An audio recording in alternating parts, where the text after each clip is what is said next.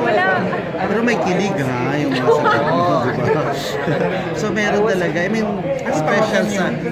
special sa puso mo si River. Oo, special talaga. And then pag may makilala ka na family or friends, or paano mo pinapakilala sa River? Friend ko, ganon. Si Neighbor. Oh, ganun. So hindi mo siya pinakilala boyfriend or ano? Ano lang, kilala lang. Like, wala nang adjective pa lang. So exclusively dating, ganon. Siguro. Well, wala po kasi talagang labels eh. And parang naging mas madali din para sa akin na wala munang pagpapaliwanag, wala munang Mas gusto niya Pero ganon. open ka pa rin na may mga magliligaw, di ba?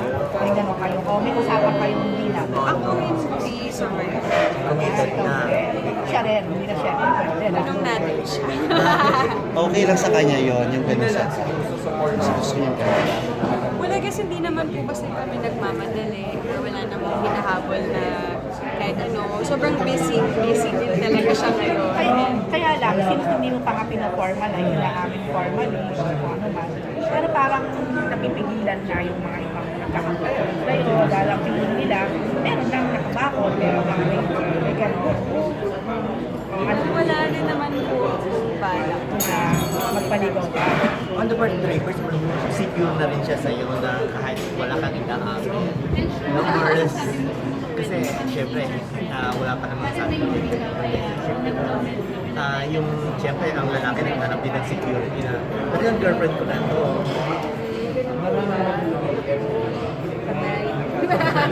Pero alam ko na may mga nagkaka-interest pa talaga sa yung iba na hindi na maka-penetrate.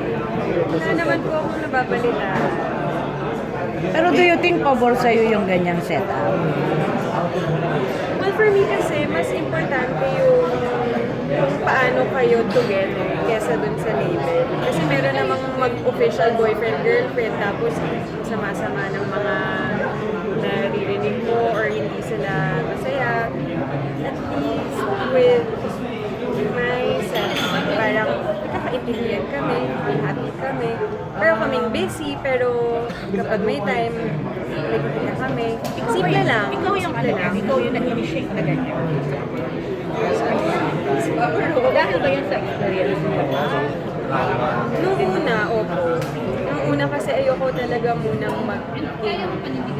seryoso sa relationship. Gusto ko talaga i-prioritize yung career ko. Hanggang sa tumagal. Pero right now, wala na din talagang reason. Parang hindi. Janine, hindi naman to yung parang malaman lang na nagwalay na kayo pero walang pag-aalis. Hindi naman yun.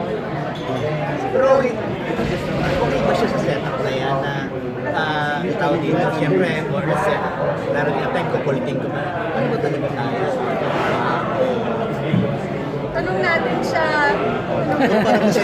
Parang mas makulit pa yata kami kay River. Oh! Actually, hindi naman na niya ako tinatanong. Parang happy naman siya. Janine, singit ako about the movie. May mga daring scenes kayo ni Enchong. May mga maiinit na love scenes, gano'n. PG-13 ba to o 16? PG-13, pero actually I'm not sure kung PG-13 or GT, pero meron po konti.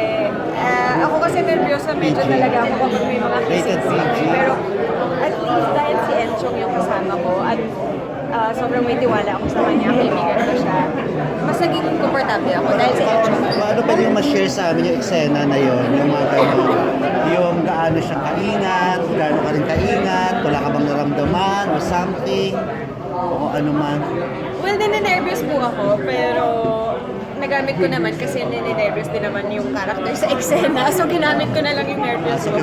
Nakakatawa lang kasi si Encho nga, sabi niya na siya yung medyo na-awkward. Kasi nga, best friend niya si River. So, after ng eksena, sabi niya, I think I lost a friend. Nagjo-joke siya na gano'n. Kinonsulta mo? Nag-joke lang. Kinonsulta mo ba si